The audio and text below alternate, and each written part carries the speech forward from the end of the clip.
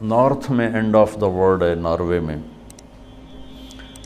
3 گھنٹے کی فلائٹ ہے آلٹا، اور پھر کوئی 7 گھنٹے کا سفر ہے بائی روڈ، 6 گھنٹے، اس میں 8-8 9 میل کی مسلسل ٹنلز آتی ہیں، 8 میل 5 میل 9 میل 8 میل 5 میل، ٹنل ٹنل ٹنل، پہاڑوں سے گزرتے گزرتے وہ آخری بستی آتی ہے۔ تبلیغ کے کام کی بھی خوبصورتی دیکھو، آلٹا پہنچے، یہ وہ بارڈر ہے آلٹا جہاں جون جولائی سورج ڈوبتا نہیں، بس گھومتا رہتا، اور دسمبر جنوری نکلتا نہیں، بس ڈوبا ہی رہتا۔ ہم جب وہاں پہنچے تو تبلیغ کا کام وہاں بھی چل رہا تھا، اور سبحان اللہ انہوں نے ہمارا استقبال کیا، اور وہ دن تھے بہت زیادہ مصروف، تو پورے شہر میں ایک ٹیکسی نہیں ملی، تو انہوں نے ہمیں اپنی گاڑیاں دی کہ آپ ہماری گاڑیاں لے جائیں، کل آ جائیں، سب ادھر ہی جاتے ہیں۔ تو جب میں وہاں پہنچا، اس سے پہلے ایک بستی ہے 1 گھنٹہ پہلے ڈرائیو یا پونا گھنٹہ، وہاں پہنچا تو وہاں بھی 10 مسلمان ملے، وہ پہلا جو ملا اس نے تبلیغ میں 10 دن لگائے ہوئے تھے، اسی نے ہمارے ہوٹل کا انتظام کیا، اور پھر وہ ہمارا گائیڈ بن کے گیا۔ تو جب ہم قریب پہنچے تو دھند چھا گئی، یہ جو ہمارے ہاں سردی میں آتی، ہر شہر بند۔ میں کہا یا اللہ ایڈا تھکتے آیا تے اگو آئے بلاں گل چھڑی، مہربانی کر 2 منٹ نو رو پرا کر، میں ویکھاں تو صحیح، میں تو آیا ہی ویکھن واسطے۔ خیر پتہ نہیں کوئی قبولیت کی گاڑی تھی، وہ ایک ریلا آیا بڑا خوفناک قسم، گزر گیا اور پھر چمک۔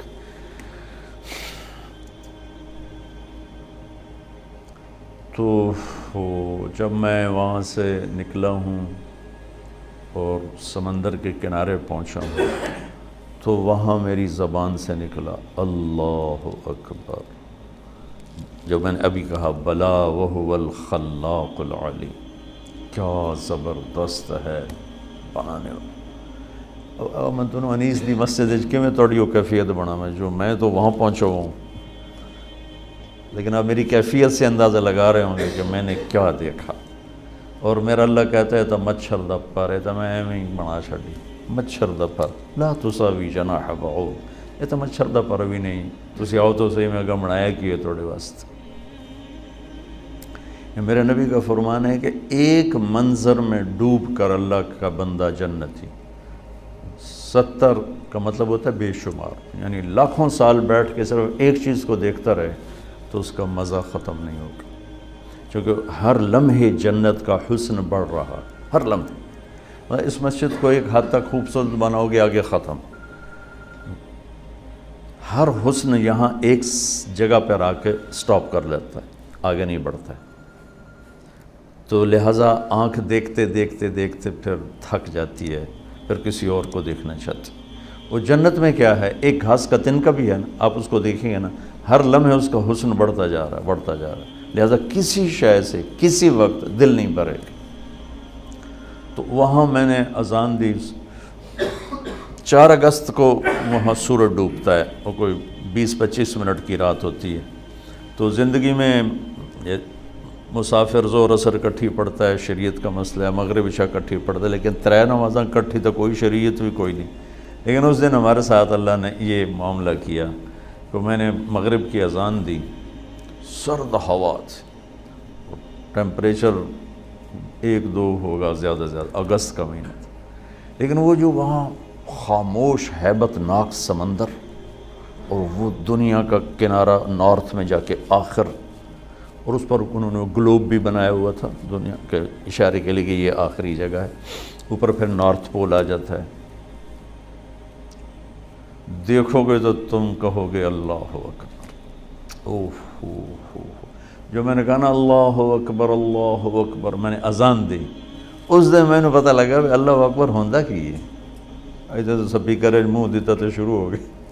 جب میرے سامنے اللہ کی قدرت کھلی ہوئی تھی، اس کی ہیبت کھلی ہوئی تھی، اس کی شہنشاہی بادشاہی کا جلال تھا، اور میں اس کو دیکھ کے کہہ رہا تھا اللہ اکبر۔ زندگی گزر گئی اذانیں دیتے، وہ پہلی تھی آخری اذان ہے، ایسی اذان دل بھی کہہ رہا تھا اشہد ان لا الہ الا اللہ، زبان بھی کہہ رہی تھی اشہد ان لا الہ۔ پھر ہم دوڑ کے پیچھے بنائے ہوئے تھے انہیں چھوٹے چھوٹے ہوٹلز تھے چائے کافی کے لیے، اور ایک ہال تھا جس میں ٹورسٹ آ کے بیٹھ جاتے تھے۔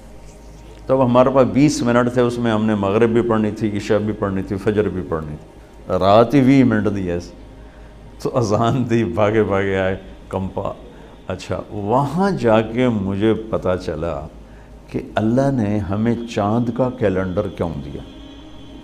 مجھے خیال آتا تھا یہ ہر واری رولا پہ آندا ہے عید والا، پٹھانا نو ایک دن پہلے نظر آ جاتا، سانو ایک دن بعد، یورپ میں 2 3 عیداں، سورج والا کام ہوندا تو ہر شے فکس۔ اچھا، میں آلٹا پہنچا ہوں، مجھے پتہ چلا کہ یہاں سسٹم بریک ہو جاتا ہے، تھوڑا آگے کچھ یہ تو ہم باہر کرواتے کھلی جگہ،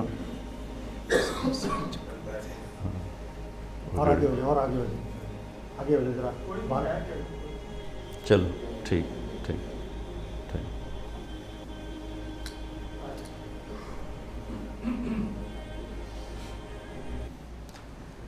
خیال آتا تھا کہ ہمارا جو کیلنڈر ہے یہ ہر سال ہی عید مشکل مصیبت بنی ہوتی۔ اچھا، وہاں جب میں پہنچا ہوں تو وہ سورج ایسے گھومتا رہتا ہے، گھومتا رہتا ہے، گھومتا رہتا ہے، گھومتا رہتا ہے اوپر ایسے۔ اچھا، خیال نہیں آیا، جب نماز کا خیال ہے کہ نماز پڑھنی تو اب رات ہے دن ہے، تو میری نظر پڑی چاند پر، تو میں نے چاند کو دیکھ کے، یہ وہ العصر گھڑی اس میں وہ قبلہ دیکھنے کا اس میں ہوتا ہے، تو میں نے وہ چاند کی طرف ایرو کر کے تو قبلہ نکالا، بے دھیانی میں نکالا۔ نماز پڑھتے میں نے خیال میں کہا یہ کیا ہے؟ میں نے مقامیوں سے پوچھا جو ساتھ، میں کہا یہ چاند بھی غائب ہو جاتا ہے یہاں، بھئی 2 مہینے چاند نظر نہیں آ رہے؟ میں کہا نہیں جی، یہ نہیں غائب ہوتا، سورج کا سسٹم بریک ہو جاتا ہے، چاند کا سسٹم بریک نہیں ہوتا۔ میں کہا اللہم صلی علی محمد وعلی آل محمد۔ میں کہا مجھے آج سمجھ میں آیا کہ اللہ نے ہمیں چاند کا کیلنڈر کیوں دیا ہے، کہ اگر میرے نبی کا کوئی امت، وہاں ہیں آلٹا میں ہیں ہزاروں، 10,000 کی آبادی تھی، 3,000 مسلمان تھے وہاں، اور وہاں 1500 کی آبادی کا گاؤں تھا، اس میں 10 مسلمان تھے۔ اب انہوں نے نماز پڑھنی، دن کے رات سورج چلتا پہ، چاند سے پتہ چلے گا رات ہے یا دن ہے۔ تو چونکہ میرے نبی عالمی نبی ہیں، رحمت للعالمین ہیں، کافۃ للناس بشیر و نذیرہ ہیں، دنیا کے آخری کناروں تک کے نبی ہیں، تو اللہ نے میرے نبی کو وہ کیلنڈر دیا جو کہیں بھی فیل نہیں ہوتا ہے۔ چاند کا کیلنڈر، سورج کا کیلنڈر فیل ہوتا ہے وہاں، تو میں ویکھ کے آیا، اور چاند کا کیلنڈر وہاں بھی چلتا ہے۔ میں کہا یہ ہے رحمت للعالمین کی شان، کیا میرے اللہ نے اپنے نبی کو، حالانکہ چاند بھی اللہ کا، سورج بھی اللہ کا، هو الذي جعل الشمس ضياء والقمر نورا وقدره منازل لتعلموا عدد السنين والحساب وكل شيء فصلناه تفصيلا۔ جنوری فروری سورج سے ریلیٹ ہے، تو سورج اللہ دا، تو جنوری بھی اللہ دا، اور محرم سفر چاند سے جڑا ہوا ہے، تو چاند بھی اللہ کا، تو محرم بھی اللہ کا۔ تو وہ کافروں کا اور یہ مسلمانوں کا ایسی بات نہیں ہے کہ کوئی تعصب ہو، اللہ نے اپنی قدرت سے اپنے حبیب کے لیے چاند چنا، تاکہ دنیا کے کسی بھی کنارے پر امتی موجود ہو تو اس کو نماز کے لیے ٹائم معلوم ہو، اس کو روزہ رکھنے کے لیے ٹائم معلوم ہو۔ تو خیر، میں آپ سے عرض ہی کر رہا تھا کہ اللہ تعالیٰ نے اس مسافر خانے کو اتنا خوبصورت بنایا ہے کہ انتہا کو حد کر دی ہے۔ تو جس کی وہ تعریفیں کر رہا ہے روزانہ پورے قرآن میں، جنات عدن تجری من تحتها الانہار، جس کو اللہ کے نبی نے فرمایا کہ اللہ نے جنت الفردوس کو اپنے ہاتھوں سے بنایا۔ اب کتنا ہی بڑا گھر بنائے، کیا علاج ہے موت کا؟ کیا علاج؟ سب سے بڑا گھر دنیا میں بنایا تھا ایران کے بادشاہ خسرو پرویز، 11,000 پلرز پر وہ گھر کھڑا کیا گیا تھا. تسی تو بڑے بڑے گھر بنانے والے بیٹھے ہو. 11,000 پلرز پر وہ گھر کھڑا کیا گیا تھا اور 40 مربع میل میں تھا. 40 مربع میل. اور اس میں پوری دنیا سے کہ حسین ترین 3,000 باندیاں اس میں چھوڑی گئی تھیں اس کے حسن کے لیے, اس کی زیبائش کے لیے. اور جنگل میں 900 ہاتھی چھوڑے گئے تھے اس خسر پرویز کی ہیبت کو. اس لئے ہاتھی بڑی طاقت ہوندی ہے تو ہاتھی چھوڑے ہوئے تھے. اور اس کے نیچے 100 بڑے بڑے ہال تھے جو سونے چاندی سے بھرے ہوئے تھے. اور اس کو اس میں 10 سال رہنا نصیب نہیں. اور رومن امپائر اس وقت دب رہی تھی تو اللہ نے قرآن اتارا, الف لام میم غلبت الروم فی ادنی الارض وہم من بعد غلبہم سیغلبون. کافر ہمارے نبی کو اور مسلمانوں کو تانا دے رہے تھے, تم کتاب والے ہو اور عیسائی بھی کتاب والے ہیں, ہم بھی بغیر کتاب کے ہیں اور ایرانی بھی بغیر کتاب والے کتاب والوں کی پٹائی کر رہے ہیں, ہم بھی تمہاری کریں گے. تو اس پر اللہ نے یہ آیت اتاری ہے, کوئی حال نہیں, آج جو مار کھا رہے ہیں کل انہیں جیت جانا ہے. اس پہ شرطیں لگ گئیں. وہ شرط لگانا اس وقت کوئی ایسا منع نہیں تھا, تو ابوبکر صدیق اور ابی بن خلف کی شرط لگی, 100 اونٹ کی شرط لگی, 10 اونٹ کی شرط لگی. تو اللہ تعالیٰ نے روم کو پھر فتح دی اور انہوں نے اس سارے محل کو آگ لگا دی, وہ راکھ کا ڈھیر بنا دیا اس پورے محل کو. اور مسلمانوں میں سب سے بڑا گھر بنایا عبد الرحمن نے. عبد الرحمن الناصر اسپین کا بادشاہ تھا 300 ہجری میں. وہ 4,316 پلر پر تھا وہ گھر, 4,000. اب اس کے کھنڈرات نظر آتے ہیں لیکن یہ اتنا بڑا تھا, یہ اب وہاں اسیس نہیں ہوتا ہے اور کسی کو پتہ بھی نہیں. مجھے پتہ تھا تو میں نے وہاں سے وہ اس میں قرطبہ میں پوچھ کے وہ مجھے پھر وہاں لے گئے, تو میں اس کے اوپر کھڑا ہوا دیکھ رہا تھا. 25 برس میں وہ گھر تیار ہوا تھا. 1,000 مستری اور مزدور اس پر کام کرتے رہے تھے, اور 10,000 خچر سامان لانے کے لیے تاکہ رسد نہ ٹوٹے, پیچھے سے رسد نہ ٹوٹے. اور اس میں جگہ جگہ پارے کے تالاب تھے, پارے کے, سورج کی نقل و حرکت کو سامنے رکھ کر. تو جب وہ سورج کی شعائیں پارے پر پڑتی تھیں تو پارا تو اٹھاتا نہیں, ہلتا ہے, تو اس سے ریفلیکشن میں جو شعائیں جب پڑتی تھیں محل پر تو پورا محل ایسے ڈانس کرتا نظر آتا تھا, ایسے ایسے. تو جو داخل ہوتا تھا شروع میں تو وہ ایک دم سمجھتا ہے تو ڈھانڈا پہ ہے, پھر تھوڑی دیر کے بعد اس کو پتہ چلتا ہے کہ یہ تو پارے کی شعائیں ہیں جو اس کو ایسے ایسے ایسے ایسے ایسے ایسے ہلا رہے ہیں. یہ میں آپ کو, میری گل لمبی ہو گئی, انسانی مزاج بتا رہا تھا. تو تھوڑا انسان کے مزاج میں حسن پرستی ہے, لیکن ایک چیز کا طلبگار ہے, پھر اس کو اس کا طریقہ نہیں پتہ. گھر خوبصورت ہے, انہیں پتہ کیوں کرنا ہے, کپڑا کیسے خوبصورت ہو, گاڑی کیسے خوبصورت ہو, یہ سارا اس کو پتہ ہے, لیکن زندگی کیسے خوبصورت ہو یہ اس کو پتہ کوئی. اتنا بڑا گھر ہو اور اس میں زندگی ویران ہو تو مزہ تو نہ ہے.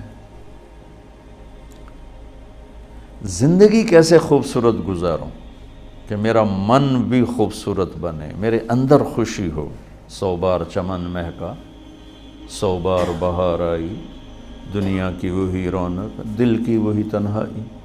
تو کیا فائدہ اس 100 بار چمن کے مہکنے کے اگر میرا ہی دل ویران اور اداس ہے؟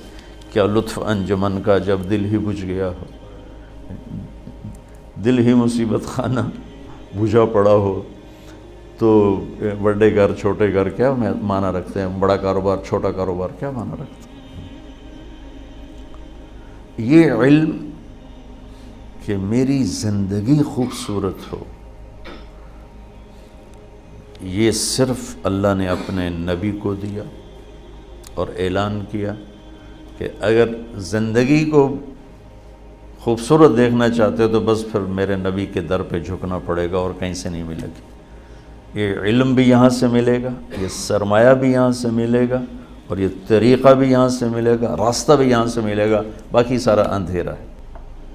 میں نے آیت پڑھی، لقد کان لکم فی رسول اللہ اسوۃ حسنہ، کہ اگر تم اپنی زندگی کو حسین دیکھنا چاہتے ہو، خوبصورت بنانا چاہتے ہو، میرے نبی کا طریقہ اپنا، کہ اس کے اندر دل کی زندگی چھپی ہوئی ہے، کیونکہ دل جو زندہ رہتا ہے وہ ان کپڑوں سے نہیں، ان کھانوں سے نہیں، اس کی زندگی کا راستہ میرے نبی لے کر آئے۔